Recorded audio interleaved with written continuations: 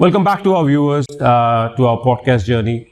This podcast is going to be very interesting. We're going to talk about yoga and weight loss. Before we go into our today's very interesting podcast, we have a great news to share with our viewers. We have launched our app. It's on the Play Store on iOS. We will put that link in our description. Please download the app.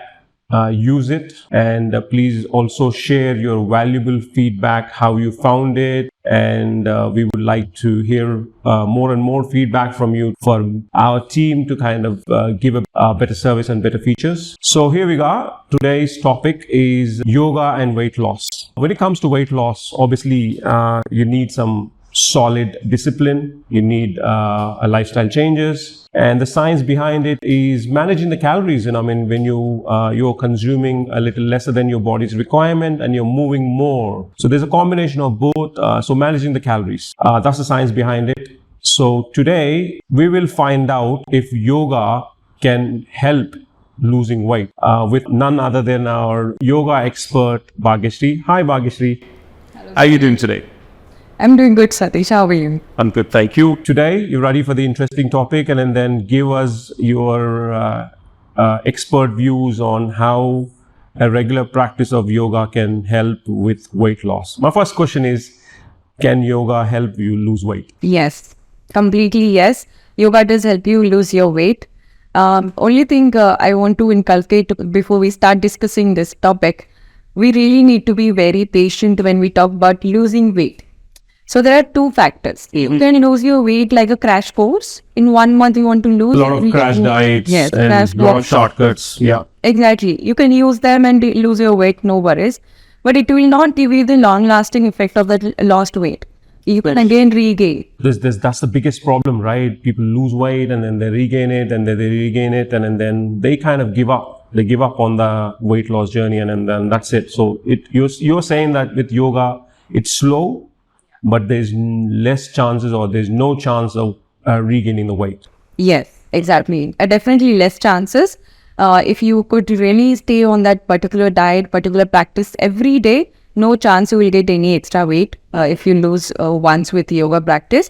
And also once you get habitual with the practices, you will continue automatically, because you start to feel that happiness not only with your weight in the body, looking at your body, but you also feel happy with what you are exactly from inside. So that way the yoga works in here. We can talk about few things. I'm again going to take you back into the same thing where 3 major factors we focus on during yoga practice. One is your yoga body posture, or the asana practice, right? Second is the breathing, and the last one is the gazing point that we really are very concerned about. By holding in one asana posture, we talked about some different types of asanas. Let's take the hatha style, the really holding in one posture for longer period. What happens with that particular posture is your body gets into a isometric tension. Your muscles are going through those isometric tension, and it is something that you hold into a length. The muscle is held into a length of the practice, and you also trying to stay in that particular position for longer period. So the period is longer, and although the length of the muscle is little longer, but in the connectivity of your body. Okay, we'll quickly take one example of warrior one posture. In yoga asanas, again, there's always an entry and the exit from the asana. So first, when you go in warrior one, you make sure your feet are completely stable, your legs are completely stable, your knee and the ankle is in one line, then the knee and the hip is in one line, and you squat down completely. So there you create your base of the practice of that asana. After that, you slowly extend your arms halfway and again extending upward. Okay. So again you are giving a direction to your muscle to stay in that one particular posture. That is the correct connectivity I talk about. This is the exact posture. Going forward, when you are breathing deeply in this posture, what happens? Let's understand that. You inhale fully and exhale completely. Yogic breathing that makes sure that your whole trunk is involved in it. In that breathing, you automatically start to increase your heart rate, and your blood circulation is getting a little higher. Because of that, the detoxification takes place. There's a lot of circulation of the blood. Yes. With this practice, and then that doesn't happen in your sedentary lifestyle, basically. Yeah, it's not possible you're working in the office, you're sitting for a longer period. If you really could maintain a correct sitting posture with corrective action or some yoga poses you could do in chair, like we call them chair asanas, that can be possible. But again, with the load, the work, the stress and all, you don't actually really remember to do that. Okay. Yeah. So in yoga asana, hold into that position and understand, even though you look static, your internal body is completely working. It is, this been challenged, right? There's a lot of muscles, there's a lot of balance, there's a lot of coordination that's happening to hold that certain position for a longer period of time. Yes. And you're breathing also. Exactly. And then while you're breathing, your heart rate goes up, while you're actually holding a posture, while you're kind of focusing on the slow, long, deep breaths.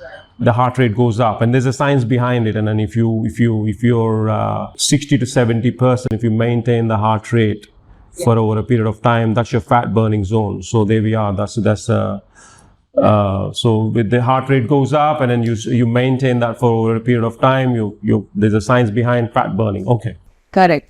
So again, you are breathing deeply and actively.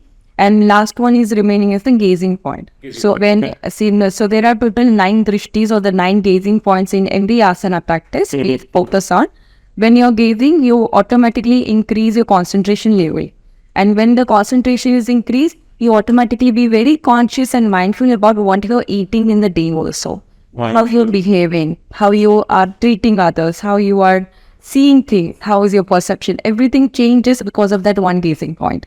With that gazing point, you're saying that you become more mindful, you become more aware, and with the mindful, the choices are better. Yes. Your choices are better. You tend to value your body more.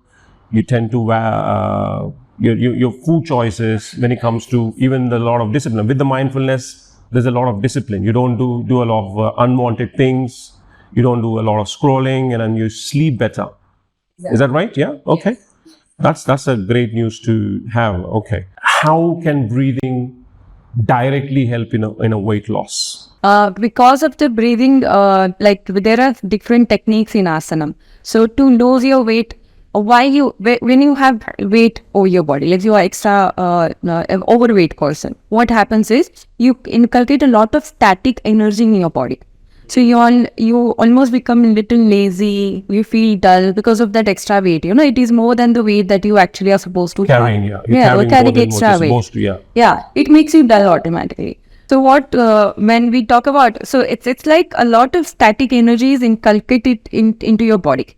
And to release that energy out of your body, you need more of the sun energy or the active energy in your body. So with yoga, especially with the breathing practices or the technique like Kapalbhati is there, then Bhastrika Pranayama is there, Surya Veda Pranayama is there, which helps you to increase that active energy in your body. Active as in the sun energy. In the previous podcast, we talked about the moon and the sun side of your body. So now we need to focus to lose weight, focus on your sun energy of your body. So more you work on that particular part, it will help you to lose your weight with breathing. So that is the part of breathing. One thing also that it does not mean that you have to breathe day and night. One time you do it, it's really half an hour or daily is enough, more than enough to do this breathing practices, and slowly you can improve your practice. Breathing does help you to detoxify because of the breathing again. With the breathing, you are reaching to the internal organs of your trunk, like your lungs are there, your heart is there. You are also pumping and giving massage to your abdomen. When you're doing the yogic abdominal breathing. So because of that, automatically detoxification starts to happen. A lot of times our body, because of some type of diet, like we like to go out, eat the food, fast food. See, that makes your energy very low, and we call it tamasic food. I'll come back to that. There's a lot of process, and then we order a lot of food. I would like to know the sattvic, tamasic, and rajasic food. Let's kind of cover that.